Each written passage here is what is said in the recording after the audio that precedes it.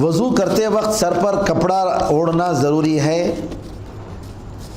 نہیں، وضو کے شروط میں سے تو نہیں ہے، وضو کے شرطوں میں سے یہ شرط نہیں ہے کہ سر پر کپڑا ہو، اور مردوں کے لیے تو سوال ہی نہیں پیدا ہوتا۔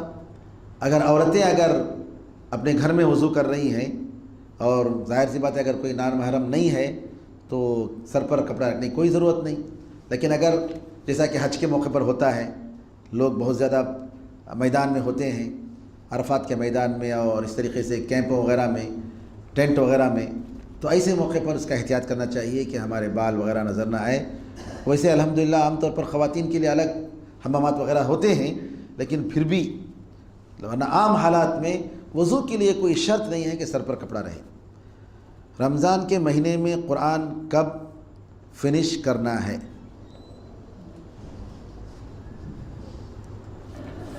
مین عورتوں کے لیے رمضان کے مہینے میں، جیسا کہ میں نے کہا کہ ختم قرآن کے لیے کوئی وقت نہیں ہے۔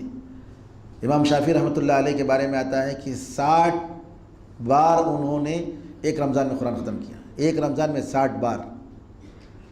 تو آپ جتنا اگر آپ پڑھیں گے تو الحمدللہ، تو رمضان کے مہینے میں کم از کم کوشش ہونی چاہیے کہ ایک مرتبہ تو قرآن کا دورہ ہو جائے، کم از کم ایک مرتبہ جو ہے، ایک مرتبہ۔ اگر زیادہ پڑھ رہے ہیں تو الحمدللہ اللہ کی بڑی نعمت ہے، 2 بار ختم کر رہے ہیں، 3 بار، 4 بار، 5 بار یا زیادہ بھی، تو اس کے لیے کوئی خاص وقت نہیں ہے۔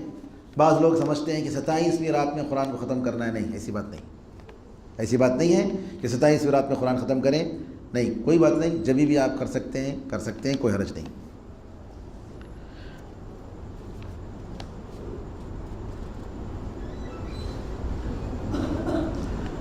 درخواست ہے کہ رسول اللہ صلی اللہ علیہ وسلم کی وفات کی حدیث کا بیان اور وتر کی نماز میں زیادہ دعا کریں۔ جی انشاءاللہ کریں گے، دعا وتر میں الحمدللہ دعائیں ہوتی ہیں، اور دعائے قنوت میں خود اتنی ماشاءاللہ جامع دعا ہے کہ اس میں دنیا اور آخرت کی خیر و برکت ہے۔ دعائے قنوت جو پڑھی جاتی ہے وتر کی نماز میں، تو اللہ کے فضل و کرم سے اس میں دنیا اور آخرت کی خیر و برکت ہے، اور اس میں اللہ کی تعریف بھی ہے۔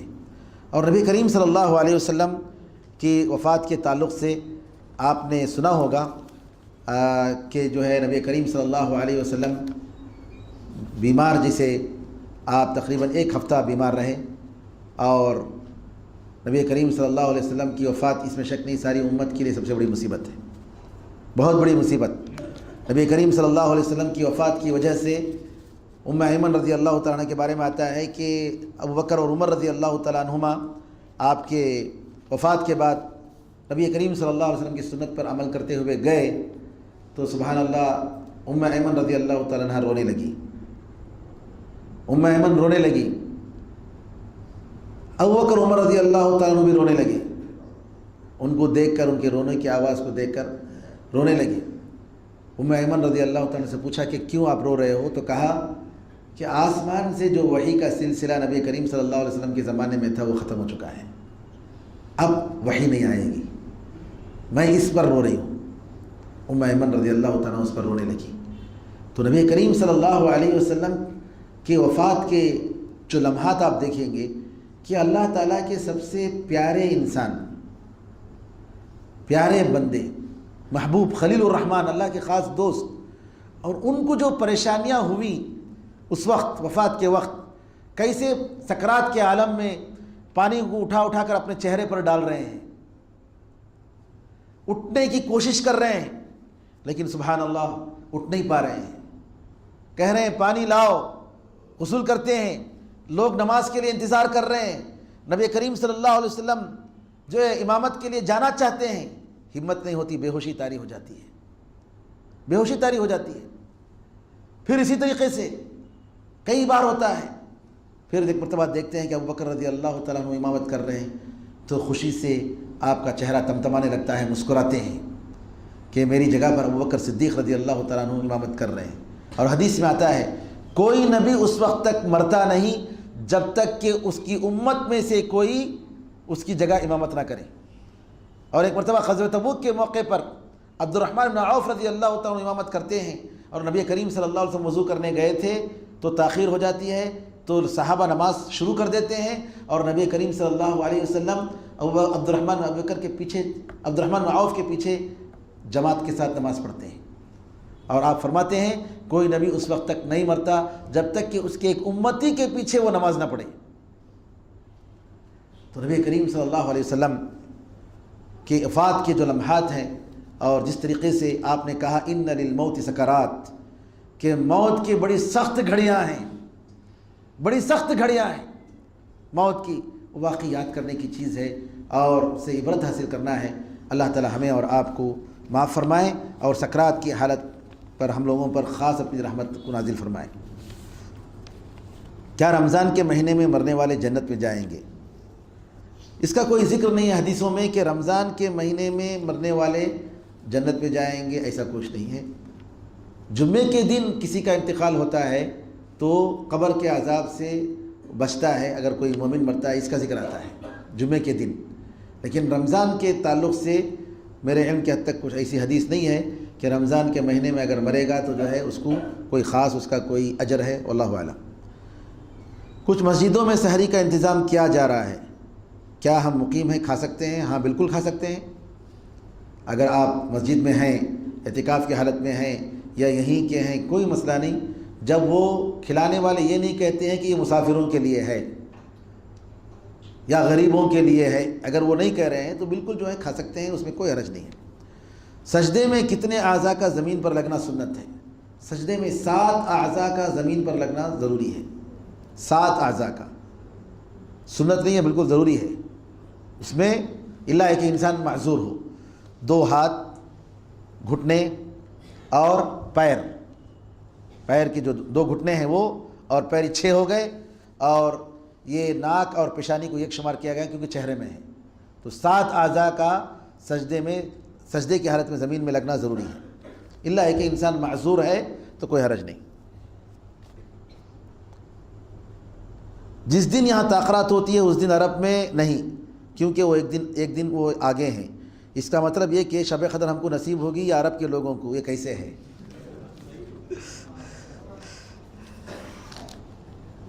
جی ہم لوگ اسی لیے بار بار کہتے ہیں کہ 10 راتیں آپ عبادت کیجئے، جیسا کہ حدیثوں میں آتا ہے، 10 راتوں میں تلاش کر، آخری 10 راتوں میں انشاءاللہ۔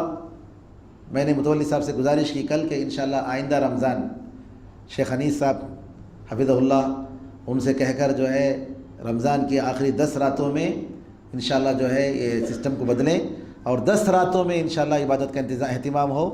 اور انہوں نے بھی ماشاءاللہ جو ہے کہا کہ انشاءاللہ ہم کوشش کریں گے کہ 20 رمضان تک ایک قرآن ختم ہو اور آخری 10 راتوں میں ایک قرآن ختم ہو انشاءاللہ، اور کہا کہ جو ہے یہ یعنی راتوں میں ہی نہیں بلکہ آخری 10 راتوں میں، اور انشاءاللہ قیام اللیل جو آخری 10 راتوں میں ہوگی وہ انشاءاللہ 3-4 گھنٹے انشاءاللہ کریں گے۔ تو بڑی خوشی ہوئی کہ متولی صاحب اور ذمہ داروں کے پاس سنت کی اتباع کرنے کا جذبہ ہے، اور انشاءاللہ ہم امید کرتے ہیں اور اللہ سے دعا کرتے ہیں کہ سنت پر عمل ہو۔ اس طریقے سے اگر ہوگا تو سعودیہ کی تاخرات یا ہندوستان کی تاخرات کا حساب، یہ سوال نہیں آئے گا انشاءاللہ۔ جی جمعے کے دن اگر عید آ گئی تو 2 خطبہ دیے جا سکتے ہیں یا نہیں؟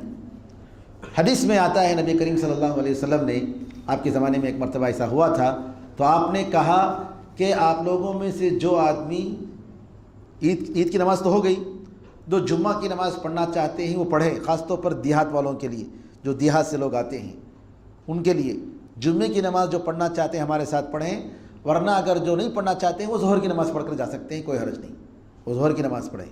تو جمعے کے دن اس دن خاص طور پر دیہات والے جو آتے ہیں ان کے لیے ضروری نہیں ہے، لیکن جمعے کی نماز ہوگی، مسجدوں میں جمعے کی نماز ہونی چاہیے، ہوگی، ظہر کی نماز جمعے کے دن نہیں ہوگی، عید رہنے کے باوجود مسجدوں میں جمعے کی نماز ہی ہوگی۔ لیکن جو حضرات دور سے بستی سے آنے والے جہاں پر جمعے کا اہتمام نہیں ہوتا ہے، اگر وہ لوگ جمعے کی نماز کے لیے، عید کی نماز کے لیے آئے ہیں تو وہ لوگ جائیں گے، لیکن ظہر کی نماز پڑھیں گے۔ جمعے کی نماز کا مطلب یہ نہیں کہ جو ہے ظہر بھی چٹ نہیں، ظہر کی نماز ہوگی۔ جمعہ اگر نہیں پڑھ رہے ہیں تو ظہر کی 4 رکعت نماز پڑھیں گے۔ جی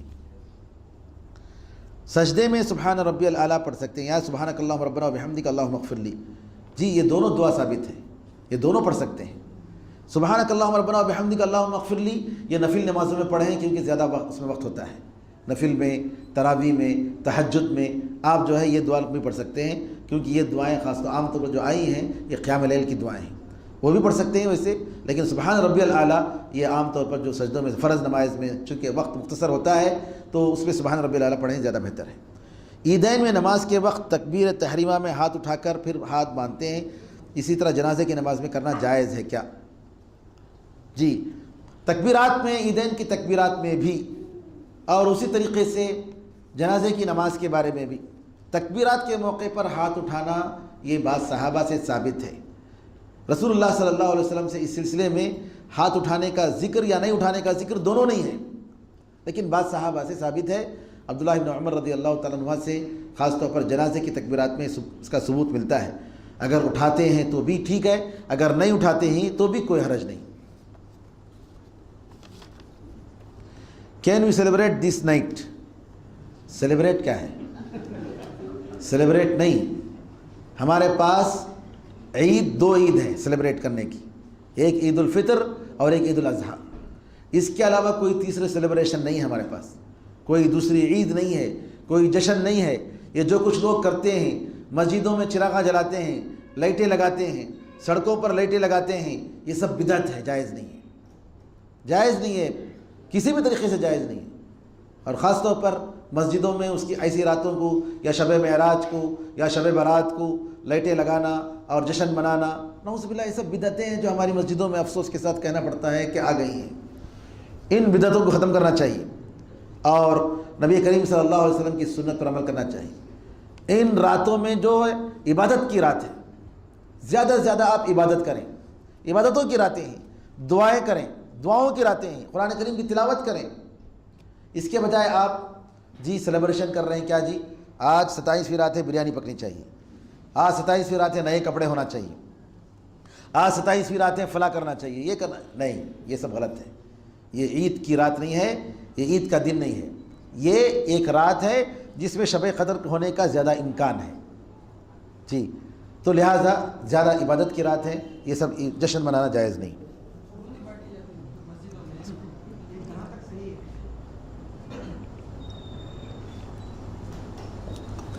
اکثر مسجدوں میں آج کی رات جیسا کہ کہا گیا بوندی بانٹی جاتی ہے، بوندی تقسیم کرتے ہیں اور قرآن کو ختم کرتے ہیں، اور قرآن جب ختم ہوتا ہے 27 کے بعد پھر رمضان ختم. رمضان کا مہینہ 29 یا 30 کا ہے، ہم لوگ 27 کو ختم کرا دیتے ہیں. یہ بھی ایک بدعت ہے، نعوذ باللہ.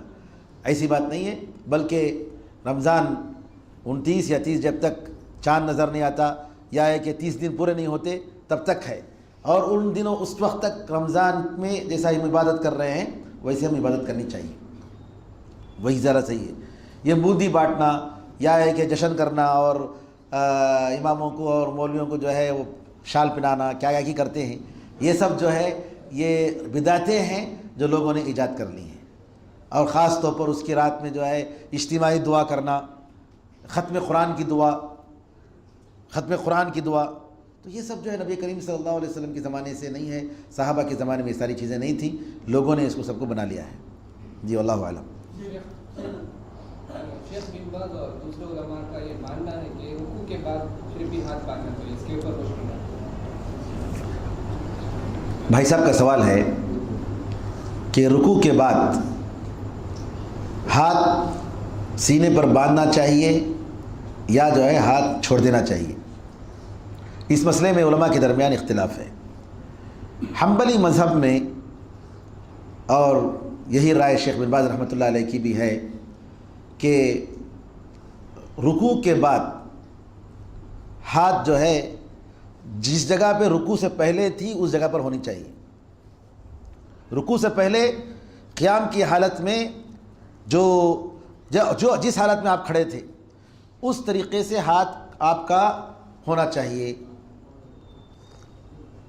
ان کی دلیل یہ ہے کہ نبی کریم صلی اللہ علیہ وسلم نے نماز پڑھی تو نماز میں آپ جو ہے رکوع سے جب اٹھے، اس میں حدیث میں یہ آتا ہے کہ آپ رکوع سے سیدھے کھڑے ہو گئے، پھر ہر چیز جیسے رکوع سے پہلے تھی ویسے ہو گئی، اس حدیث سے اس لفظ سے انہوں نے دلیل لیا کہ ثم رجع الى کل شیء الى محلہ، اس طریقے کے الفاظ آئے ہیں، تو اس سے جو ہے وہ علماء دلیل لیتے ہیں کہ رکوع کے بعد جب کھڑیں گے تو جو ہے ہاتھ کو باندھیں گے سجدہ کرنے سے پہلے۔ یہ جو ہے شیخ بن باز رحمۃ اللہ علیہ اور اس طریقے سے حنبلی مذہب کے علماء کا خیال ہے، لیکن جمہور علماء کا، اکثر علماء کا یہ خیال ہے کہ رکوع کے بعد ہاتھ نہیں باندھیں گے، سینے پر ہاتھ نہیں باندھیں گے، بلکہ ہاتھ کو جو ہے ایسے ہی چھوڑ دیں گے باندھے بغیر، کیونکہ علماء کہتے ہیں کہ سمرہ رضی اللہ تعالیٰ عنہ کی روایت ہے، رمقت صلاۃ النبی صلی اللہ علیہ وسلم، میں نے نبی کریم صلی اللہ علیہ وسلم کی نماز کو غور سے دیکھا، فرأیت قیامہ، تو میں نے ان کے قیام کو دیکھا، ورکوعہ، اور رکوع کو دیکھا، واعتدالہ بعد رکوعہ، اور رکوع کے بعد اعتدال کو دیکھا، وسجودہ، اور سجدے کو دیکھا، قریبا من السوا، قریب تھا۔ تو یہاں سمرہ رضی اللہ تعالیٰ عنہ نے رکوع کے بعد کا جو لفظ ہے اعتدال کا لفظ کہا کہ اعتدال کہ آدمی برابر ہو جاتا ہے، یعنی رکوع سے پہلے جو تھا وہ قیام، آپ کھڑے تھے، جس میں سورہ فاتحہ اور کوئی سورت پڑھتے ہیں، اس کو قیام کہتے ہیں، اور قیام کے بعد آپ رکوع کرتے ہیں جس میں آپ پیٹھ کو جھکاتے ہیں رکوع کی حالت، پھر اس کے بعد آپ دوبارہ کیا ہے سیدھے کھڑے ہو جاتے ہیں، اس کو اعتدال کہا جاتا ہے، اس کو اعتدال کہا جاتا ہے۔ یہ قیام نہیں ہے، یہ قیام نہیں ہے، یہ اعتدال ہے۔ اعتدال میں کیا ہے، ہر چیز، ہر جوڑ اپنی جگہ پر واپس ہو گئے بس۔ تو اکثر علماء کا یہ خیال ہے کہ ہاتھ نہیں باندھیں گے، اور شیخ البانی رحمۃ اللہ علیہ کا بھی یہ خیال ہے، اور شیخ البانی رحمۃ اللہ علیہ اس کو بدعت کہتے ہیں، ہاتھ باندھنے کو، رکوع سے اٹھنے کے بعد ہاتھ باندھنے کو بدعت کہتے ہیں۔ بہرحال یہ علماء، دونوں علماء ہمارے پاس محترم ہیں، اور دونوں علماء الحمدللہ صحیح مسلک کے حاملین میں سے ہیں، تو ہم سب کا احترام کرتے ہیں، لیکن ہم یہی زیادہ صحیح سمجھتے ہیں، راجح سمجھتے ہیں کہ رکوع کے بعد ہاتھ نہیں باندھنا ہی زیادہ صحیح قول ہے، ہاتھ نہیں باندھنا چاہیے بلکہ ہاتھ چھوڑ دینا چاہیے، واللہ اعلم۔ جی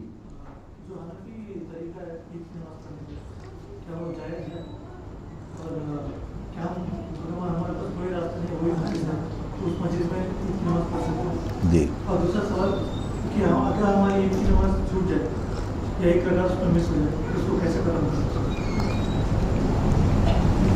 بھائی صاحب کا سوال ہے کہ عید کی نماز اگر احناف کی مسجدوں میں یا عیدگاہوں میں پڑھتے ہیں، جبکہ وہاں پر ہمارے علاقے میں وہی مسجدیں ہیں، اور آپ کو معلوم ہے کہ وہ لوگ تین تکبیرات کے ساتھ پڑھتے ہیں، تین تکبیرات کے ساتھ پڑھتے ہیں، اور پہلی رکعت میں 3 تکبیر ایکسٹرا اور دوسری شروع میں کرتے ہیں، اور دوسری رکعت میں رکوع سے جانے سے پہلے 3 تکبیرات پڑھتے ہیں، تو کیا یہ جو ہے یہ طریقہ جائز ہے یا کہ جو ہے نہیں پڑھنا چاہیے؟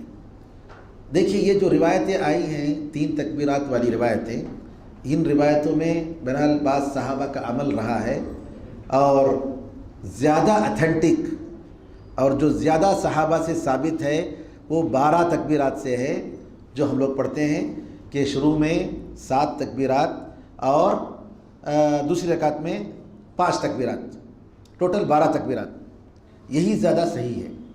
لیکن اگر کوئی شخص وہاں پڑھ رہا ہے تو نماز اس کی ایسا نہیں ہے کہ انہیں بدعت ہو جائے گی یا خراب ہو جائے گی، کیونکہ ان کے دوسرے پروف ہے کہ صحابہ کے بعض صحابہ کے طریقے کو انہوں نے لیا ہے، تو اس میں نہیں سمجھتا ہوں کہ نماز فاسد یا باطل ہے۔ اگر ان کے ساتھ مسجد دوسری مسجد نہیں ہے تو آپ جو ہے ان کے ساتھ نماز پڑھ سکتے ہیں، کوئی حرج نہیں ہے۔ اور اگر دوسرا سوال آپ کا یہ تھا کہ عید کی نماز میں اگر کوئی رکعت چھوٹ جاتی ہے تو کیا کریں؟ اگر دوسری رکعت میں آپ شامل ہوئے تو آپ جو ہے پہلی رکعت دہرائیے۔ پہلی رکعت کیسے؟ جیسے 7 تکبیرات کے ساتھ آپ کی ایک رکعت چھوٹ گئی، تو اگر آپ 5 تکبیرات کے ساتھ آپ کو ملے ہیں تو آپ دوسری رکعت جو قضا کریں گے جی امام صاحب کے سلام پھیرنے کے بعد، تو اس میں آپ 7 تکبیرات پڑھ کر آپ رکعت ادا کریں گے، یہی اس کا طریقہ ہے۔ اگر پوری نماز چھوٹ گئی تو علماء کا یہ خیال ہے کہ عید کی نماز کے بارے میں یہ واجب ہے یا سنت ہے، اس میں اختلاف ہے، لیکن صحیح بات یہ ہے کہ واجب ہے۔ اگر نماز چھوٹ گئی ہے تو آپ تنہا بھی آپ گھر میں بھی پڑھ سکتے ہیں، اس نماز 2 رکعت پڑھ کے اسی طریقے سے نماز پڑھ لیں، کوئی حرج نہیں۔ جی ہاں،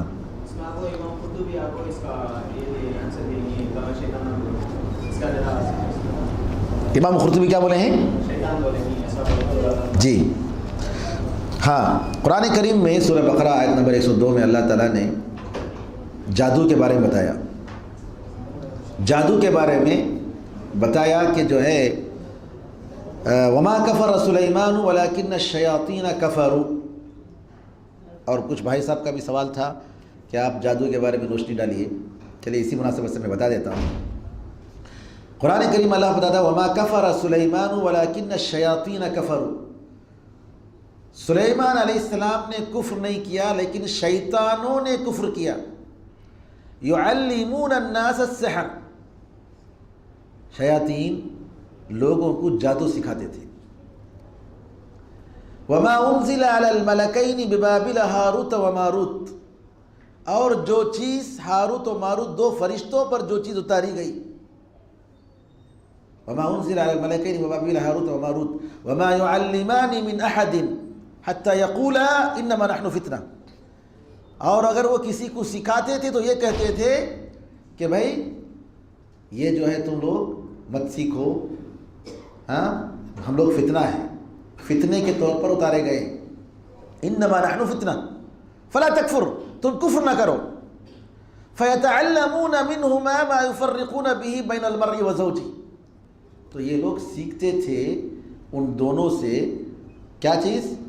ایسی چیز سیکھتے تھے جس کی وجہ سے، جس کے ذریعے میاں بیوی میں جدائی ڈال دیں۔ وما هم بضارین به من احد الا باذن اللہ، اور یہ لوگ جو جادو سیکھتے تھے کسی کو کوئی نقصان نہیں پہنچا سکتے الا ہے کہ اللہ کا حکم ہو، اللہ کی اجازت کے بغیر کسی کو نقصان نہیں پہنچا سکتے۔ فَيَتَعَلَّمُونَ مِنْهُمَا مَا يُفَرِّقُونَ بِهِ بَيْنَ الْمَرْءِ وَزَوْجِهِ وَمَا هُمْ بِضَارِّينَ بِهِ مِنْ أَحَدٍ إِلَّا بِإِذْنِ اللَّهِ وَيَتَعَلَّمُونَ مَا يَضُرُّهُمْ، ایسی چیزیں سیکھتے تھے جو ان کو نقصان پہنچاتی، وَلَا يَنفَعُهُمْ، ان کو نفع نہیں پہنچاتی۔ وَيَتَعَلَّمُونَ مَا يَضُرُّهُمْ وَلَا يَنفَعُهُمْ وَيَتَعَلَّمُونَ مَا يَضُرُّهُمْ وَلَا يَنفَعُهُمْ وَلَقَدْ عَلِمُوا لَمَنِ اشْتَرَاهُ مَا لَهُ فِي الْآخِرَةِ مِنْ خَلَاقٍ، ان کو اچھی طریقے سے معلوم تھا کہ جو یہ سیکھے گا، جو یہ کرے گا، جو خریدے گا یہ کام، جی آخرت میں اس کے لیے کوئی حصہ نہیں ہے، آخرت میں جنت نہیں ہے۔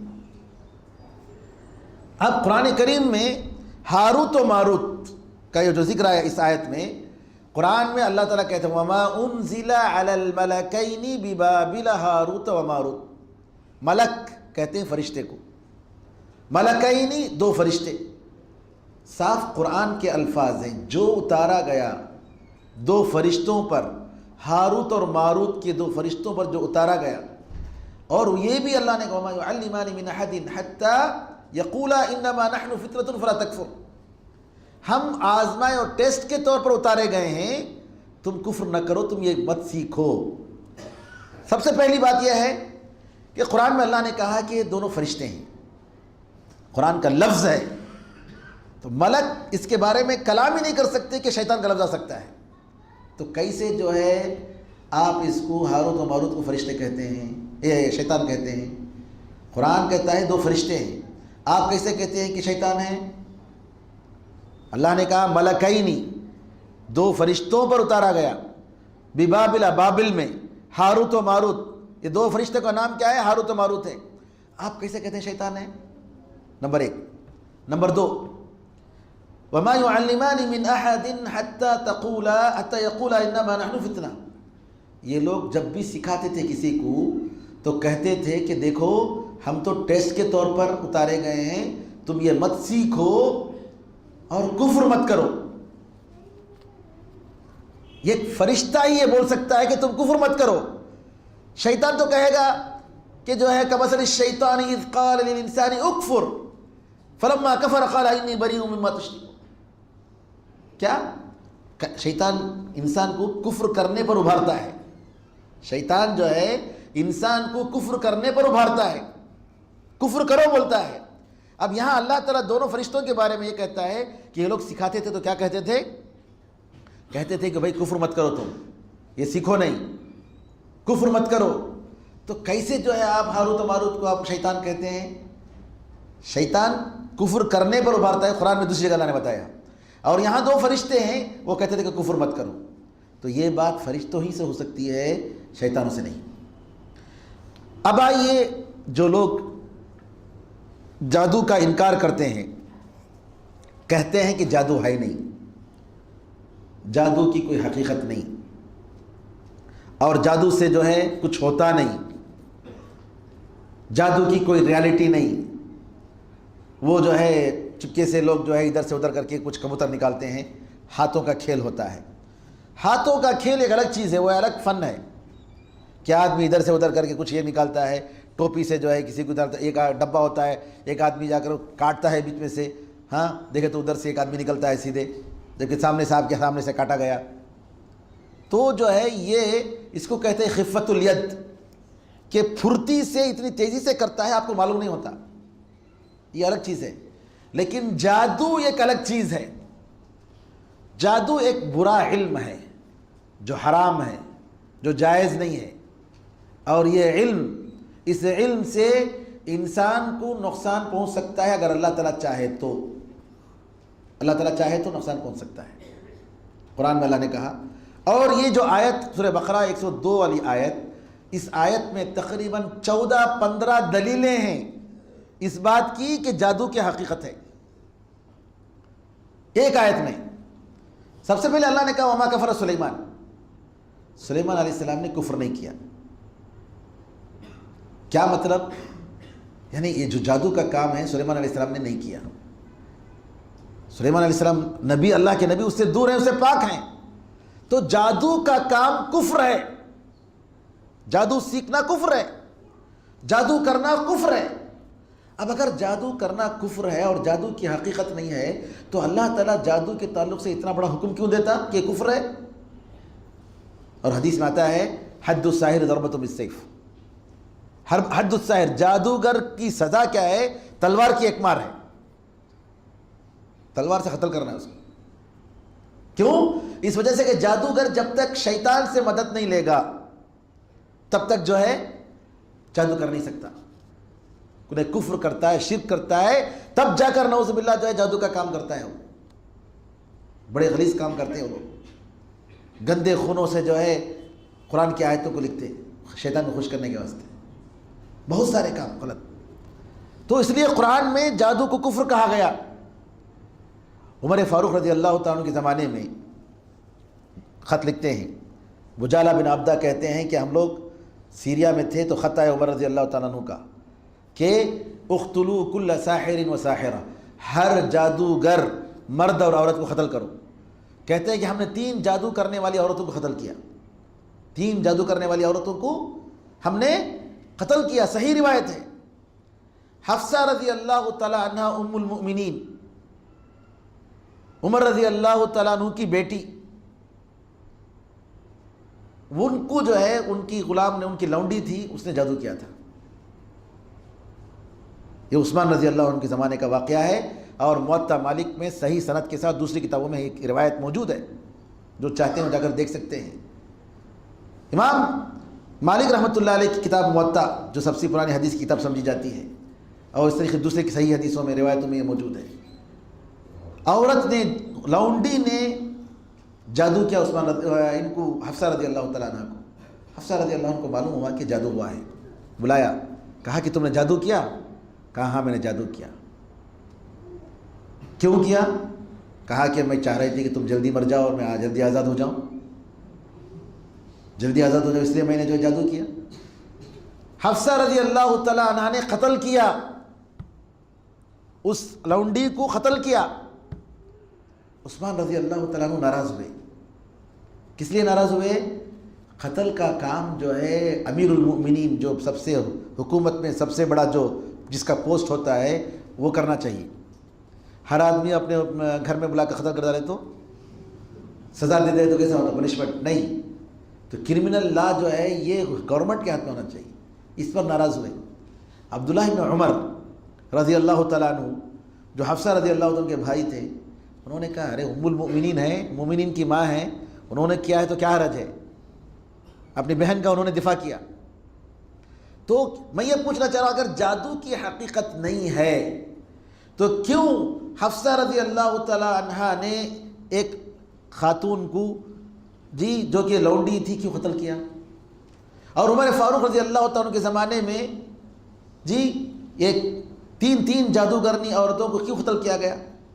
اور ایک واقعہ ہے جندب ابن عبداللہ البجلی کا، کہ جندب نام کے ایک صحابی تھے، انہوں نے ولید ابن عبد الملک ایک بادشاہ تھا، بنو امیہ کا بادشاہ، اس کے سامنے یہ کرتب دکھاتے نا لوگاں، کرتب کے کاماں، جیسے وہ بادشاہ ہندوستان میں جو بادشاہ تھے وہ لوگ جو ہے قیدیوں کو ڈال دیتے تھے شیروں کے سامنے کھانے کے لیے اور مزہ لیتے تھے، لڑو دیکھتے ہیں کون، اور دو پہلوانوں کو دیکھتے تھے کون مارتا دیکھو کون، تو ایک آدمی جو مرتا ہے دیکھیں کون جیتتا دیکھیں گے۔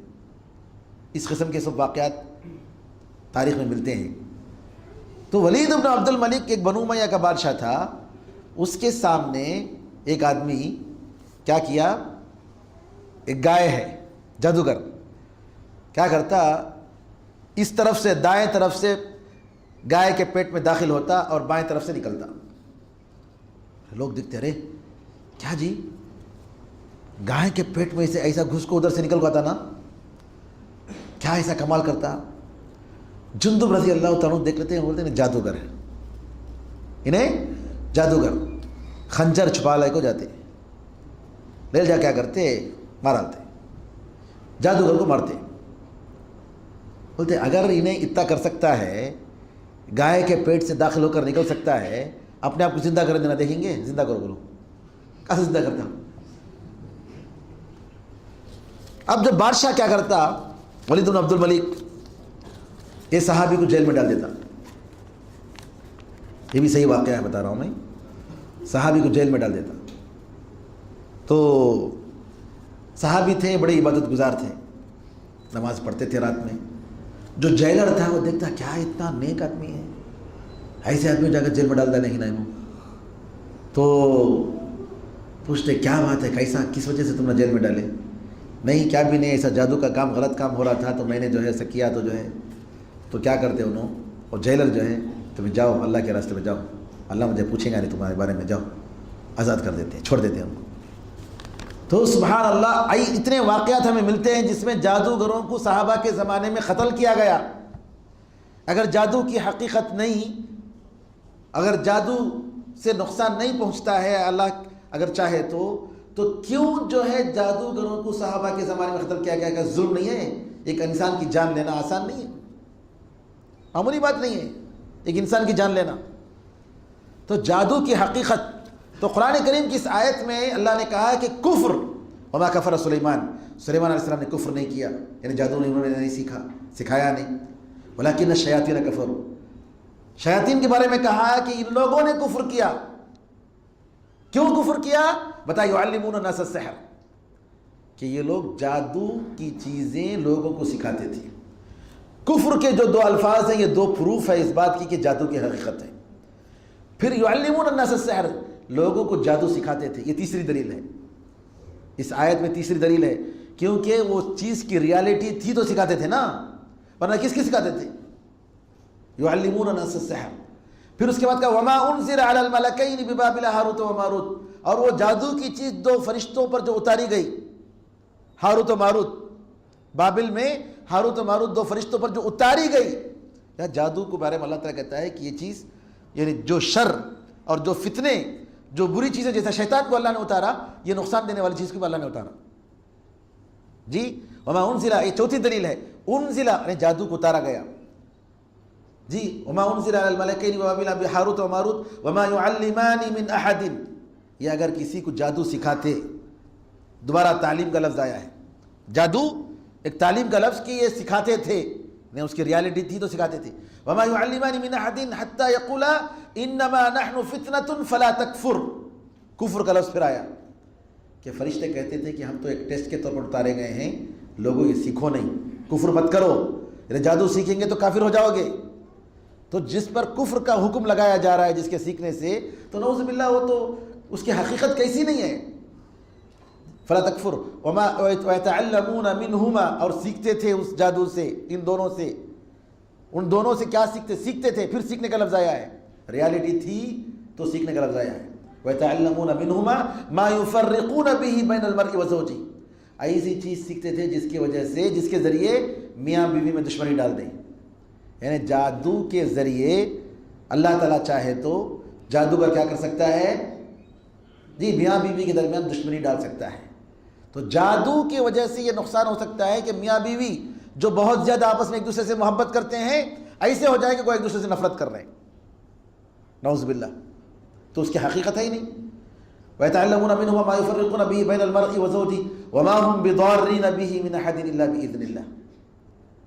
یہ لوگ اللہ کی اجازت کے بغیر کسی کو نقصان نہیں پہنچا سکتے. یعنی اللہ کی اگر اجازت ہے تو نقصان ہو سکتا ہے. اگر آدمی زہر پیا، اللہ کی اجازت نہیں ہے تو اس کا نقصان ہوگا؟ نہیں ہوگا، کچھ نہیں ہوگا. اللہ کا حکم ہے تو نقصان ہوگا. جسے خالد بن ولید رضی اللہ عنہ کے بارے میں آتا ہے کہ کچھ غیر مسلموں نے زہر لا کر دیا، تمہارا دین اگر سچا ہے تو تم زہر پی لو. دیکھتے ہیں آج اگر کوئی لا رہا ہے تو ہم لوگوں کو اتنا ایمان نہیں، پینے کی ضرورت نہیں. لیکن خالد بن ولید رضی اللہ عنہ صحابی تھے جی، اور کہا کہ اگر تمہارا ایمان پر، تمہارے دین پر اتنا یقین واقعی سچا ہے تو پی لو. بسم اللہ الذی لا یضر مع اسمہ شیء فی الارض ولا فی السماء وهو السمیع العلیم. اس اللہ کے نام سے میں پیتا ہوں جی، جس کے نام کے ساتھ دنیا میں، آسمان اور زمین میں کوئی چیز نقصان نہیں پہنچا سکتی. اور وہ سننے والا اور جاننے والا پی لیے، کچھ نہیں ہوا، کچھ نہیں ہوا. اللہ کا حکم نہیں تھا. آگ میں ابراہیم علیہ السلام کو ڈالا گیا، اللہ کا حکم نہیں تھا کہ جلائے، آگ نے نہیں جلائی. تو بالکل اسی طریقے سے کوئی بھی چیز نقصان ہے تو اللہ کا حکم ہے تو نقصان ہوگا، ورنہ نقصان نہیں ہوگا. وما هم بضارین بہ من احد الا باذن اللہ ویتعلمون ما یضرهم. پھر اللہ تعالیٰ کہتا ہے اور سیکھتے تھے یہ لوگ، سیکھتے تھے مطلب اس کی حقیقت ہے ما یضرهم، جو ان کو نقصان پہنچاتی تھی، ولا ينفعهم، جو نفع نہیں پہنچاتی تھی، وَلَقَدْ عَلِمُوا، اور جب کو معلوم تھا، لَمَنِ اشْتَرَاهُ مَا لَهُ فِي الْآخِرَةِ مِنْ خَلَاقٍ، کہ اگر جو سیکھتا ہے، یہ فن سیکھتا ہے تو اس کی آخرت میں کوئی سن، آخرت میں کچھ نہیں اس کے لیے. وَلَقَدْ عَلِمُوا لَمَنِ اشْتَرَاهُ مَا لَهُ فِي الْآخِرَةِ مِنْ خَلَاقٍ فَلَبِئْسَ مَا شَرَوْا بِهِ أَنفُسَهُمْ لَوْ كَانُوا يَعْلَمُونَ. یہ کتنی بری چیز ہے جو یہ لوگ کر رہے تھے. قرآن میں اللہ تعالیٰ نے اس طریقے سے ایک آیت میں 14 دلیلیں ہیں کہ جادو کی حقیقت ہے. اللہ تعالیٰ چاہے تو نقصان پہنچ سکتا ہے جادو کی وجہ سے، اور یہ حرام چیز ہے. جادو سیکھنا، جادوگروں کے پاس جانا جی، ان سے پوچھنا، یہ سب حرام ہے اور کسی بھی طریقے سے جائز نہیں. اور عام طور پر عورتوں میں یہ بیماری ہے، کیا ہے میرا بیٹا کہاں جائے گا، اب بیوی کا غلام بن جاتا ہے کہ وہ کیا کرتے، ساس جو ہے جادو کرتے جی. اور ہم جانتے ہیں ہمارے ایک عالم تھے اور وہ بیچارے جو ہے 2 شادی کیے تھے. یہ بیوی کیا کرتی، اپنی طرف کھینچنے کے لیے جادو کرتی، اور دوسری بیوی اپنی طرف کھینچنے کے لیے انہیں جادو کرتی. بیچ میں انہوں دیوانے ہو گئے. حقیقت کی بات ہے، بیچ میں بیچارہ پاگل بن گیا اور اسی حالت میں اس کی موت ہوئی. تو جادو جو ہے بہت بری چیز ہے اور انسان کو کافر بنا دیتی ہے. انسان کو کافر بنا دیتی ہے. جو انسان جادوگروں کے پاس جاتا ہے اس کا دین نہیں، اس کی نماز قبول نہیں ہوتی. تو لہٰذا اللہ سے دعا ہے کہ ہمیں ایسے برے کاموں سے بچائے. ایک ایک ایک ایک ایک ایک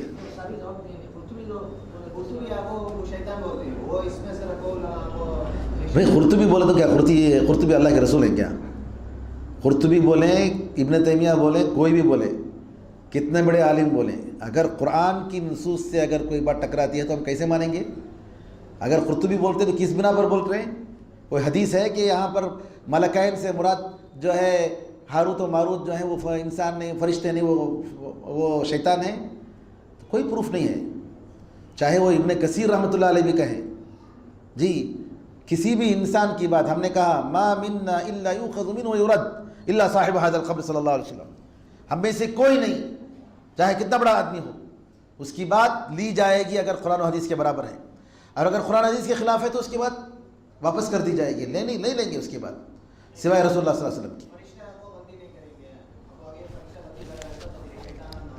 اب یہاں ہم نے بتایا کہ جو فرشتے کہہ رہے ہیں کہ کفر مت کرو، اور شیطان کیسے کہے گا؟ کہ شیطان تو قرآن میں نے بتایا، دوسرے آیت کے ذریعے بتایا، اذ قال الانسان اکفر، کہ انسان سے کہتا ہے کہ تو کفر کر، فلما کفر قال انی بریء منک، اور جب وہ کفر کرتا ہے تو کہتا ہے کہ میں تجھ سے بری ہوں۔ تو ٹیسٹ کے طور پر، ٹیسٹ کیا ہے؟ آزمائش، کہ اللہ تعالیٰ نے ان دونوں فرشتوں کو جو اتارا ایک آزمائش کے طور پر۔ کیسا ٹیسٹ؟ کہ جو ہے فرشتے آئے ہیں اور یہ کہہ رہے ہیں کہ بھائی یہ جائز نہیں ہے، یہ بری چیز ہے، تم مت سیکھو، کفر تم کافر ہو جاؤ گے۔ پھر بھی جو ہے وہ لوگ کیا، اب ٹیسٹ کیا ہے؟ خود ٹیسٹ ہے، اتنا بڑا ٹیسٹ ہے کہ آدمی جو ہے دیکھ رہا ہے کچھ فائدے کی چیز ہے، یہاں جائیں گے ہم، یہ معلوم ہوگا، وہ معلوم ہوگا، اس کے ہم لوگ فلاں فلاں کو لڑا سکتے ہیں، فلاں فلاں کو ہم جوڑ سکتے ہیں، نعوذ باللہ، اور یہ سب کام ہوتا ہے۔ اسی لیے علماء نے کہا کہ اگر جادوگر کسی کو جادو کے ذریعے اگر قتل کیا ہے تو اسلام میں اس کی سزا قتل کی جائے گی، اسے قتل کریں گے باقاعدہ۔ اور میں نے صحابہ کے آپ کو آثار بتائے جو صحیح سند سے ثابت ہیں، اس کا کوئی انکار نہیں کر سکتا ہے، صحیح سندوں سے یہ واقعات جو ہم نے بتائے ہیں یہ سب الحمدللہ ثابت ہیں۔ جی، اور کوئی کہہ رہے تھے؟ پیچھے سے کچھ آواز آ رہی تھی۔ اب جادو کے اوپر یقین کا مطلب کیا؟ جادو کے اوپر یقین کا مطلب کیا ہے؟ اب قرآن کے اوپر یقین کیسے کہ اللہ کے اوپر یقین کرے جیسا، وہ مطلب نہیں ہے۔ جادو کے اوپر یقین کا مطلب جادو ہے، ایک گندی چیز ہے، ایک حرام چیز ہے، جادو کرنا حرام ہے، لیکن جادو کی وجہ سے اللہ چاہے تو نقصان ہوتا ہے، یہ یقین کرنا چاہیے۔ اور جو لوگ یہ یقین نہیں کرتے ہیں تو نبی کریم صلی اللہ علیہ وسلم جی کی حدیثیں اور اسلام کا جو حکم ہے، حد الساحر ضربۃ بالسیف، کہ جادوگر کی سزا جو ہے تلوار سے ایک مار ہے، اور صحابہ کے جو اقوال میں نے آثار میں نے نقل کیے، اور قرآن کریم کی آیت، یہ ایک آیت میں نے 14 دلیلیں آپ کو بتائی، یہ ایک آیت میں، جس سے معلوم ہوتا ہے کہ جادو کی حقیقت ہے، جادو جی نقصان، جادو سے نقصان ہوتا ہے اگر اللہ تعالیٰ چاہے تو معلوم، اتنا یقین کرنا چاہیے، اتنا یقین ہونا چاہیے۔ لیکن جادو کا مطلب یہ نہیں، یقین کا مطلب نہیں کہ جادو کوئی اچھی چیز ہے، نعوذ باللہ، نہیں، جادو حرام ہے، سیکھنا حرام ہے، کبائر گناہوں کو رسول اللہ، صحیح بخاری کی روایت ہے، صحیح مسلم کی روایت ہے کہ نبی کریم صلی اللہ علیہ وسلم سے پوچھا گیا ہے کہ بڑے بڑے گناہ میجر سن کیا ہیں؟ میجر سن میں کیا ہیں؟ اب نبی کریم صلی اللہ علیہ وسلم بتاتے ہیں کہ بڑے بڑے گناہوں میں سے شرک ہے، ماں باپ کی نافرمانی ہے، السحر جادو ہے۔ اگر جادو کی حقیقت نہیں تو نبی کریم صلی اللہ علیہ وسلم نے کبائر گناہوں میں کیوں شمار کیا؟ کبائر گناہ میجر سنس میں کیوں آیا؟ یہ ساری باتیں اس بات کی بالکل، دیکھیے لوگ جو ہے کیا سمجھتے ہیں کہ ان کو دماغ میں کیسا ایک آدمی بیٹھے بیٹھے ایسا کر ڈالتا جی انہیں، کیسا بیٹھے بیٹھے۔ اب نبی کریم صلی اللہ علیہ وسلم پر جادو کیا گیا؟ اب یہ لوگ جو جادو کا انکار کرتے ہیں اور نبی کریم صلی اللہ علیہ وسلم کی حدیثوں کو نہیں مانتے ہیں، یہ شیاطین جو ہے اس حدیث کو بھی ریجیکٹ کرتے ہیں، نبی کریم صلی اللہ علیہ وسلم کی اس حدیث کو مانتے نہیں ہیں جو صحیح بخاری اور صحیح مسلم میں ہے، جس کو عائشہ رضی اللہ عنہا نے روایت کی، جبکہ عائشہ رضی اللہ عنہا نے نبی کریم صلی اللہ علیہ وسلم پر جو جادو کیا گیا تھا، جو کہ ایک بہت بڑا معجزہ ہے نبی کریم صلی اللہ علیہ وسلم کے لیے، یعنی روایتوں میں آتا ہے صحیح بخاری صحیح مسلم کی کہ یہودیوں نے نبی کریم صلی اللہ علیہ وسلم کو قتل کرنے کے لیے بہت ساری پلاننگ کی، اس میں سے ایک پلاننگ خیبر میں آپ کو معلوم ہے کہ نبی کریم صلی اللہ علیہ وسلم بکری کا جو ہاتھ کا گوشت تھا بہت پسند تھا، تو ایک یہودی، کون بیٹے آواز نہیں کرنا بیٹے، جو یہودی عورت کو معلوم تھا، اس نے دعوت دی، نبی کریم صلی اللہ علیہ وسلم کو دعوت دی، اور دعوت نے کیا کیا، آپ کو ان کو معلوم تھا کہ نبی کریم صلی اللہ علیہ وسلم کو بکری کا ہاتھ کا گوشت بہت پسند ہے، اس میں اس نے زہر ڈالا، اس میں زہر ڈالا۔ نبی کریم صلی اللہ علیہ وسلم وہ گوشت کھاتے ہیں، اور آپ کے ساتھ ایک اور صحابی بشر بن براء بن معمور گوشت کھاتے ہیں، بشر بن براء بن معمور فوراً مر جاتے ہیں، شہید ہو جاتے ہیں، فوراً زہر کھانے سے فوراً مر گئے۔ نبی کریم صلی اللہ علیہ وسلم نے کہا کہ جو ہے اس میں کھا رہا ہوں، اس میں معلوم ہو رہا ہے کہ اس جادو ہے، یہ زہر ہے، یہ کہہ رہا ہے، یہ گوشت کہہ رہا ہے کہ اس میں زہر ہے، اور نبی کریم صلی اللہ علیہ وسلم نے کہا اس کے اثرات میں محسوس کر رہا ہوں اپنے دانتوں میں، اس کے اثرات، زہر کے اثرات میں اپنے دانتوں میں محسوس کر رہا ہوں. سبحان اللہ. اللہ تعالیٰ نے چونکہ نبی ہیں اس لیے اللہ نے بچایا.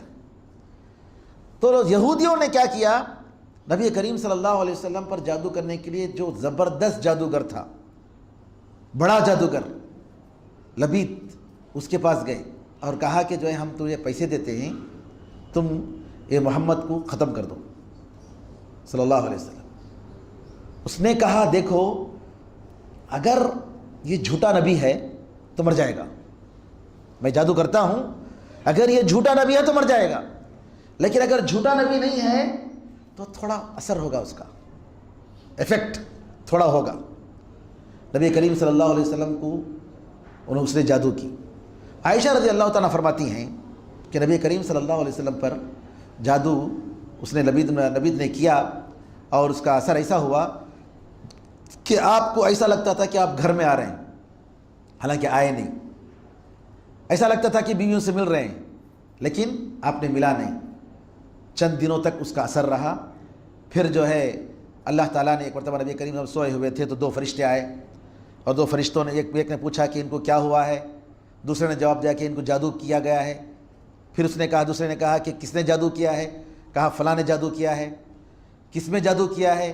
کھجور کی گٹلی میں اور کنگھی میں اور بالوں میں جادو کیا، فلاں جگہ پر جادو کیا ہے. پھر نبی کریم صلی اللہ علیہ وسلم جو ہے کئی مرتبہ دعا کرنے کے بعد یہ ہوا اور نبی کریم صلی اللہ علیہ وسلم وہاں جا کر اس کو اٹھا کر ختم کر دیتے ہیں. اور قل اعوذ برب الفلق قل اعوذ برب الناس، ان دونوں صورتوں کا نزول جو ہے اس میں اتارا کا جو ہے اللہ تعالیٰ نے اسی واقعے سے مناسبت سے کہ جادو کی شفا کے لیے اللہ تعالیٰ نے دونوں صورتوں کو اتارا، یہ بھی حدیث میں آتا ہے.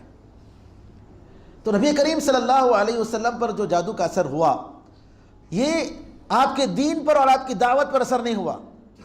عائشہ رضی اللہ تعالیٰ عنہ کی جو روایت ہے، یخیل الیہ، ان کو ایسا خیال آتا تھا، ایسا لگتا تھا کہ وہ گھر آ رہے ہیں حالانکہ آئے نہیں.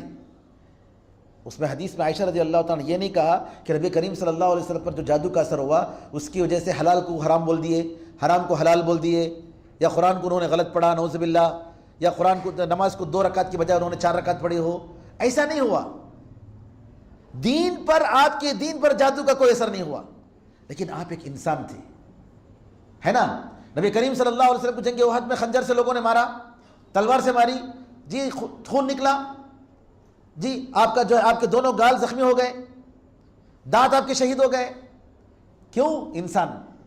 انسان کے ناطے ہوئے نبی کریم صلی اللہ علیہ وسلم کو یہ نقصان ہوا. اسی طریقے سے جادو کا جو اثر ہوا انسان کے ناطے جو معمولی اثر ہوا، یہ نہیں کہ جو ہے نبی کریم صلی اللہ علیہ وسلم پر اس کا بڑا اثر ہوا، معمولی اثر اتنا ہی.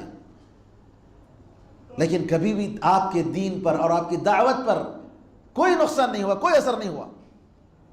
اور نبی کریم عائشہ رضی اللہ تعالیٰ نے جو حدیث بتائی، یخیل الیہ، ان کو ایسا لگ رہا تھا کہ آپ ایسا کر رہے ہیں.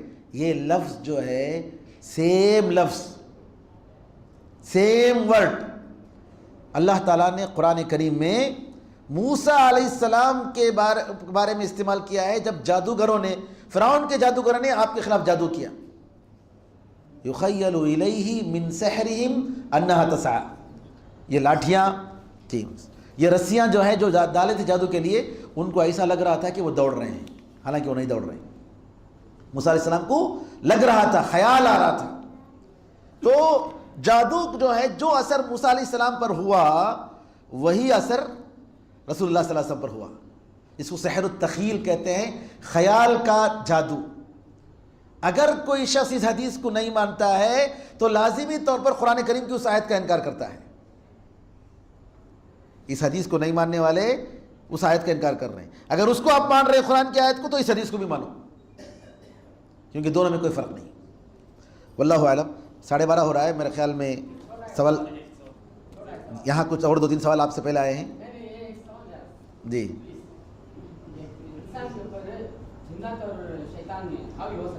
ہاں.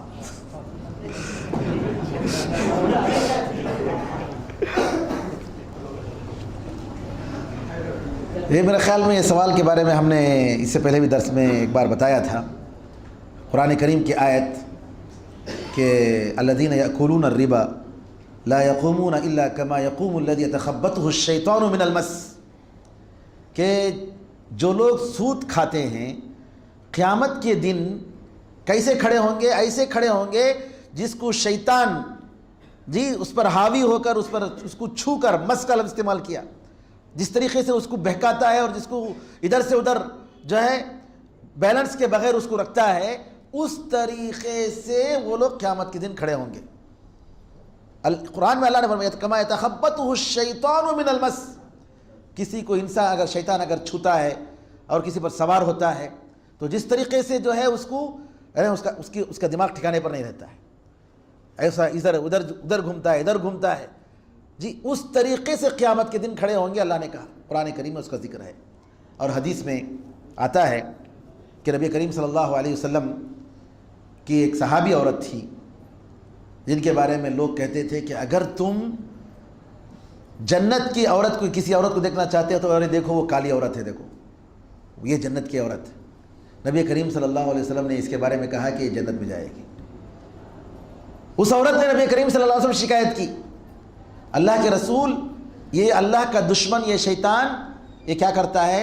مجھے بچھاڑ دیتا ہے، مجھے گرا دیتا ہے، اور ایسا گرا دیتا ہے کہ میرے کپڑے اٹھ جاتے ہیں. اللہ کے رسول دعا کیجئے اللہ تعالیٰ مجھے اس سے نجات دے. نبی کریم صلی اللہ علیہ وسلم نے کہا تم چاہو تو میں دعا کرتا ہوں اور اللہ تعالیٰ تمہیں اس مصیبت سے نجات دے سکتا ہے، لیکن اگر تم صبر کرو گی تو یہ تمہارے لیے زیادہ بہتر ہوگا، میں جنت کی گارنٹی دیتا ہوں. اگر تم اس پر صبر کرو گی تو جنت کی گارنٹی دیتا ہوں. تو اس عورت نے کہا جنت، اللہ اکبر، ٹھیک ہے میں صبر کرتی ہوں، مجھے جنت چاہیے. لیکن اللہ کے رسول میں جب یہ حالت ہوتی ہے تو میرے کپڑے جو اٹھ جاتے ہیں، اور دعا کیجیے اللہ تعالیٰ سے کہ یہ پردہ رہے اور کپڑے نہ اٹھے. سبحان اللہ، پردے کا کتنا فکر دیکھیے، پردے کی کتنی فکر. تو رسول اللہ صلی اللہ علیہ وسلم دعا کرتے ہیں. بیماری ہوتی تھی لیکن پردے نہیں اٹھتے، کپڑے نہیں اٹھتے تھے پردے کی حالت میں. تو یہ جو ہے یہ بھی واقعہ ہے، اور حقیقت آپ دیکھیں گے سبحان اللہ کتنے کیسز ایسے ہیں، اور جس میں جو ہے شیطان انسان کو اس طریقے سے سوار ہو کر ایسے کرتا ہے، ایسی باتیں. میں نے پرسوں میں بتایا تھا کہ جو ہے ہمارے ایک دوست تھے، ان کی بہن پر ایسا ہوا تھا، اور حالانکہ ان کو ہندی نہیں آتی تھی، اور وہ ہندی میں ایسا بولتی تھی جب وہ شیطان آتا، جن اگر سوار ہوتا، گویا جو ہے آپ ریڈیو میں یا ٹی وی میں کوئی کمنٹری دے رہا ہے، کوئی جو ہے نیوز بتا رہا ہے اس طریقے سے، جبکہ ان کو آتی نہیں ہندی زبان. تو جو بولتا تھا کون؟ امام احمد رحمۃ اللہ علیہ کے پاس یہ سوال آیا کہ کچھ لوگ کہتے ہیں کہ شیطان کسی پر سوار نہیں ہو سکتا ہے، اور جو ہے یہ بات صحیح نہیں ہے. تو امام احمد رحمۃ اللہ علیہ نے کہا دیکھو شیطان اس کی زبان میں بات کر رہا ہے، دیکھو اس کے منہ دیکھو بات کر رہا ہے، دیکھو یہ جو بول رہا ہے نہیں وہ شیطان بول رہا ہے اس کی زبان سے، جو شیطان کا انکار کر رہا ہے کہ شیطان ایسا نہیں کرتا بول کر اس کی زبان سے شیطان بول رہا ہے. دیکھو امام احمد رحمۃ اللہ علیہ کا قول ہے. تو بہرحال یہ بہت سارے سلف کے واقعات ہیں اور حقیقت ہے. جو لوگ اگر دیکھنا چاہتے ہیں تو اس کے ویڈیو میں آپ یوٹیوب وغیرہ میں دیکھیں گے.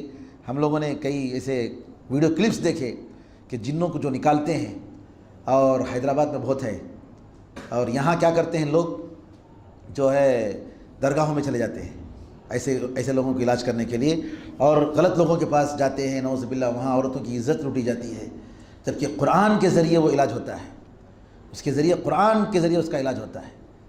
اور یہ ایسی حقیقت ہے جو جاہل لوگ ہیں یہی لوگ اس کا انکار کرتے ہیں، ورنہ جو ہے اس حقیقت کا ایک ذرا بھی جس کے پاس علم ہے وہ انکار نہیں کر سکتا ہے. واللہ اعلم. جی ہمارے معاشرے میں چند ایسے لوگ پائے جاتے ہیں جی جو پورے کا پورا حرام کا دھندا کرتے ہیں جی اور اپنے حرام کے دھندے پہ تکبر کرتے ہیں، ساتھ ہی ساتھ دین کو جو ہے اس حرام کے دھندے کے ساتھ جوڑتے ہیں. ان کے ساتھ چند لوگ جو دینی ماحول میں رہنے والے اور دیندار مانے جاتے ہیں، ان کے کاموں میں یعنی جو اپنے حرام کے دھندے کو جو اس کے ساتھ یعنی اس دین کے ساتھ چھوڑتے ہیں، اس میں جو ہے ساتھ دیتے ہیں. اس پہ کیا ہے، وہ لوگ پہلے حرام کے دھندے کو دین کے ساتھ کیا جوڑ سکتے ہیں. اور دوسری یہ چیز ہے کہ جو ساتھ دیتے ہیں, اللہ کہتا ہے کہ وتعاونوا علی البر والتقوی. اس آیت کے روشنی پہ اگر آپ تھوڑا سمجھائیں گے, جو ہم لوگ ساتھ دیتے ہیں, جیسے کہ کوٹا بیڑی ہے وغیرہ وغیرہ, سید بیڑی نہیں چھپا کے نہیں. دیکھیے اس میں کیا ہے, بہرحال یہ بیڑی سگریٹ وغیرہ جو بھی ہے اس سلسلے میں علماء کی دو رائے ہے, اگرچہ کہ زیادہ راجح بات یہی ہے کہ اس کا دھندا کرنا مناسب نہیں ہے. کس لیے مناسب نہیں ہے؟ بہت ساری دلیلیں ہیں. ایک تو یہ ہے کہ قرآن کریم میں اللہ تعالیٰ نے فرمایا یسألونک ماذا احل لهم, کہ یہ لوگ پوچھتے ہیں کہ ان کے لیے کیا چیز حلال ہے, تو کہا قل احل لهم الطیبات, قل احل لکم الطیبات, کہہ دیجئے کہ تمہارے لیے پاک چیزیں حلال ہیں. تو یہ چیز پاک چیزوں میں نہیں آ سکتی. اور دوسری چیز, اسلام میں قانون ہے لا ضرر ولا ضرار, کہ اپنے آپ کو بھی نقصان نہیں پہنچائیں گے, دوسروں کو بھی نقصان نہیں پہنچائیں گے. اور یہ چیزیں اور یہ جو منشیات ہیں یا جو بھی چیزیں ہیں جو نشے کی چیزیں ہیں اور جس سے انسان کو نقصان پہنچتا ہے, انسان کی طبیعت کو نقصان پہنچتا ہے, اس سے آدمی کو بچنا چاہیے. اور ایسے کمائی کے ذریعوں سے بچنا چاہیے, پہلی فرصت میں بچنا چاہیے.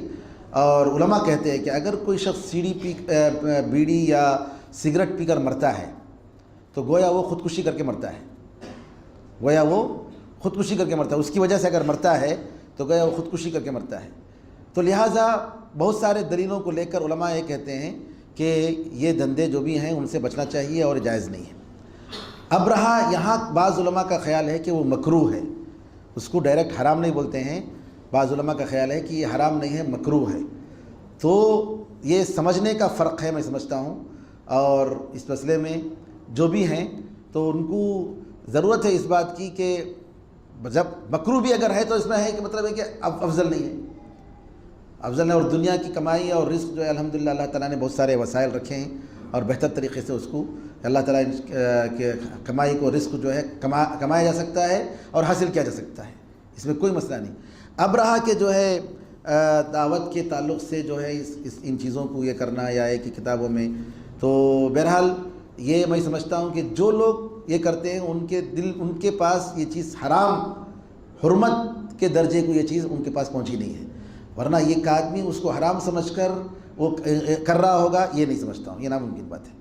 وہ لوگ یہ سمجھتے ہوں گے کہ یہ چیز حرام نہیں بلکہ یہ مکروہ ہے, اتنا ہی سمجھتے ہوں گے. لیکن ہم یہ کہیں گے جیسے بھی ہو, خاص طور پر ہم مسلمانوں کو جو ہے ایسے کام نہیں کرنا چاہیے اور ایسی چیزوں سے زیادہ پرہیز کرنا چاہیے. اور اللہ تعالیٰ نے بہت سارے وسائل دنیا کمانے کے لیے رکھے ہیں, اور اپنی یہ جو بزنس ہے جو بھی ہیں اس کو حلال کی طرف شفٹ کرنا چاہیے. اللہ تعالیٰ سے دعا ہے کہ سب کو جو ہے حق و حق کی شکل میں پہچاننے اور اس پر عمل کرنے کی توفیق عطا فرمائے. کیا ان کا ساتھ دے سکتے ہیں؟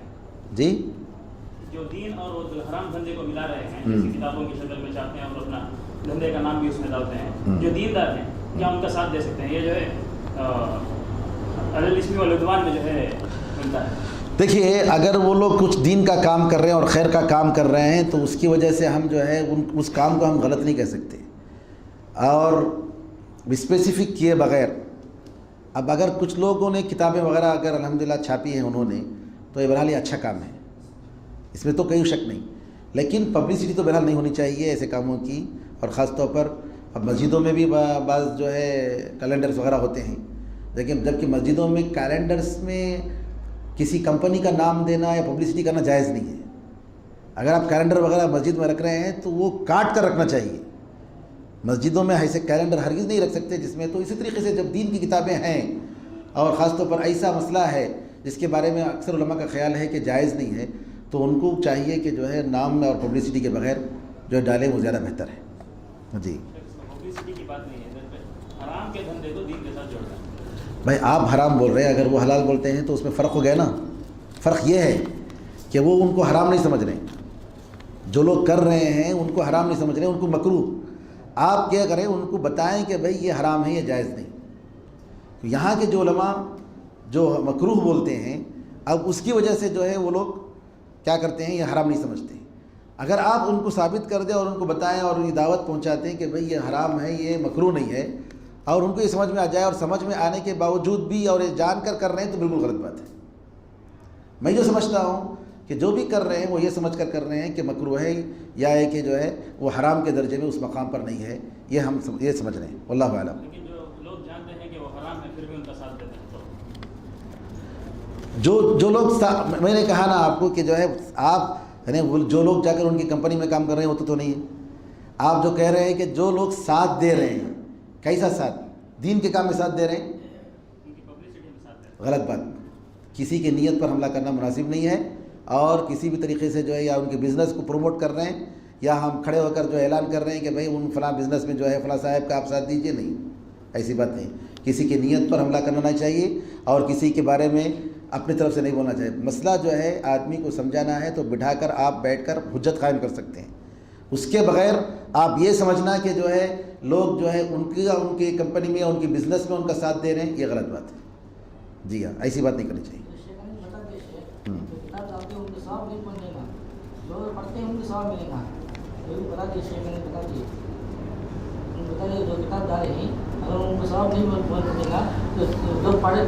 بھائی جو بھی ہے، اگر انہوں نے کتاب میں اگر نام ڈالا ہے اور اس کے ساتھ ڈالا ہے تو میں سمجھتا ہوں کہ ہو سکتا ہے کہ ان کا نام بھی جو اب یہ ساری چیزیں بعض کتابوں کے کسی نام کی وجہ سے کسی نے اگر ضروری نہیں ہے کہ ان کے علم کی وجہ سے بھی ہوا ہو، ضروری نہیں، ہم یہ نہیں کہہ سکتے کہ کتاب یہ جو نام ڈالا ہے، میں جو ہے بہت ساری کتابیں ان کی دیکھا ہوں جس میں کبھی بھی ان کے کمپنی کا کسی کا نام میں نے نہیں دیکھا۔ یہ کتاب پہلی مرتبہ نہیں چھپی ہے، اسلامی دعائیں کئی مرتبہ چھپ چکی ہیں، پہلی مرتبہ آپ لوگوں نے بتایا کہ جو ہے اس میں کمپنی کا نام ہے۔ میں جو دیکھتا ہوں عام طور پر صرف جو ہے فیملی کا نام ڈال کر انہوں نے چھپا ہے۔ ہاں بس آپ لوگ جو ہے خیر خواہ ہیں تو آپ کا فرض بنتا ہے کہ آپ جا کر ان سے بات کریں، یہ زیادہ بہتر ہے۔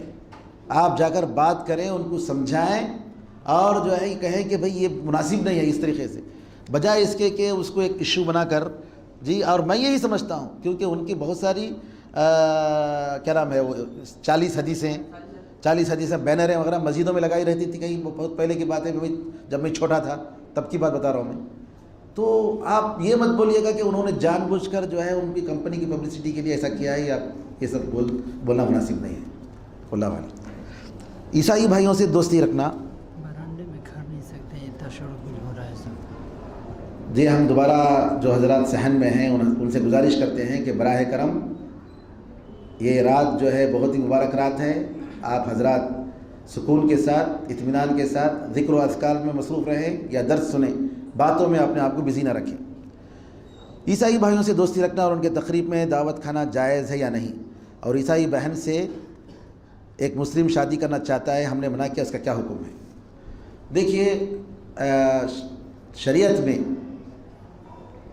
کہ اگر کوئی مسلمان عیسائی یا یہودی لڑکی سے شادی کرتا ہے تو شریعت میں اسلام میں حرام نہیں ہے، لیکن عمر رضی اللہ تعالیٰ عنہ نے حذیفہ رضی اللہ تعالیٰ عنہ کو جب دیکھا کہ کسی یہودی لڑکی سے شادی کی تو منع کیا اور کہا کہ مجھے ڈر ہے کہ کہیں تم ان کی زانیہ عورتوں کے ساتھ تم لوگ شادی نہ کرو۔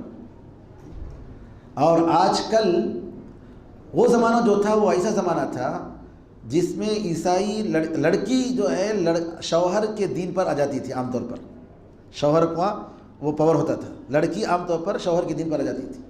اور آج کل معاملہ الٹا ہے کہ لڑکی جو ہے وہ جو ہے شوہر کو اپنے دین پر رہ لیتی ہے۔ تو ایسے حالات میں ایسے غیر مسلم عیسائی یا یہودیوں جو آسمانی کتاب کے ماننے والے ہیں ان سے شادی کرنا مناسب نہیں ہے۔ میں نہیں کہتا ہوں کہ جائز نہیں ہے، میں کہتا ہوں کہ مناسب نہیں ہے۔ اور عام طور پر کیا ہوتا ہے کہ باپ ایک دین پر ہوتا ہے، میں مسلمان، میری بیوی کرسچن اور میرے بچے ہندو، نعوذ باللہ، جیسا کہ بعض لوگوں نے ایکٹروں نے کہا، یہ کیا ہے؟ دین نہیں ہے یہ۔ اور آج کل کے حالات میں اس طریقے سے کرنا یہ جو ہے مناسب نہیں ہے۔ الحمدللہ مسلمان لوگوں میں کافی لڑکیاں ہیں اور جو زیادہ بہتر ہیں اور جو آپ کے مستقبل اور آپ کے بچوں کے مستقبل کے لیے زیادہ بہتر ہو سکتے ہیں۔ ورنہ کیا ہوتا ہے، وہ چند دنوں کی بات ہوتی ہے، اس کے بعد سب محبت اور یہ سب ختم اور پوری وہ محبت جو ہے عذاب میں بدل جاتی ہے۔ تو لہٰذا جو ہے اس سے بچنا چاہیے۔ اگر انسان اپنا جان اپنا جان گھڑ کے اندر خودکشی کر لیا، کیا وہ گھر کے لوگوں کو یا پڑوسی کو نقصان پہنچا سکتا ہے؟ نہیں، بعض لوگوں کا خیال ہے کہ روح آ کر نقصان پہنچاتی ہے.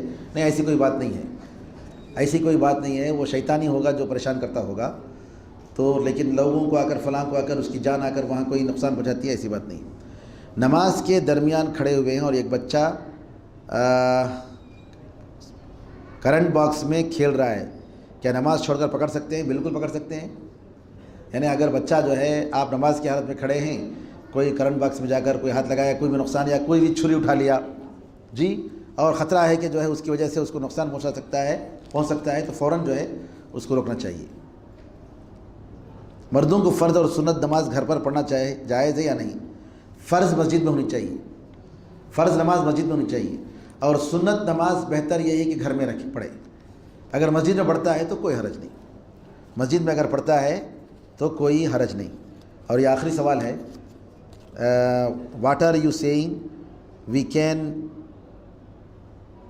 Not understand why means the people are taking stories here so please tell them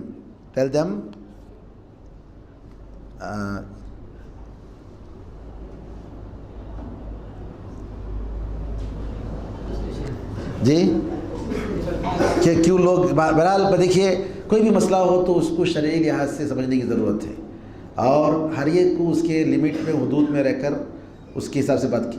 حسن ظن رکھنا چاہیے، سوء ظن نہیں رکھنا چاہیے. کسی کے ساتھ سوء ظن بہرحال مناسب نہیں ہے. اللہ اعلم، صلی اللہ وسلم علی نبینا محمد وعلی آلہ وصحبہ وسلم.